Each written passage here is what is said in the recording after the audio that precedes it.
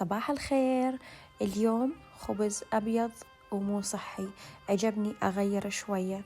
اليوم راح أحط عليهم الطماطم الصغيرة اللي هي تشيري توميتو، وأكيد طبعا عجبني أحط عليهم شوية من جبن الموتزاريلا.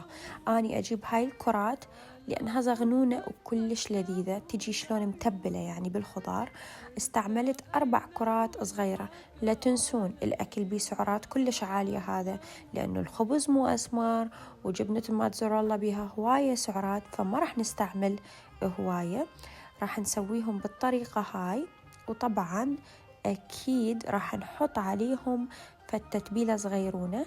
أول شي فكرت بي أجيب الزعتر الفلسطيني، الله يحفظهم يا رب، وحطيت وياه شوية زيت الزيتون، معلقة واحدة، وراح أرشهم على الساندويشات بالطريقة هاي. ساندويشات بيتية طيبة، أحسن من 1000 مطعم للوجبات السريعة. أكلكم بالبيت أطيب وأنظف وفلوسكم بجيبكم. غير هيجي بعد ما راح أنشر كل زيت الزيتون والزعتر، شويتهم بالفرن. يا الله ريحتهم وشكلهم الطيب. وهنا أكيد ما راح ننسى الشاي العراقي الأصيل اللي أنا أعشقه الصبح. وصحتين وعافية.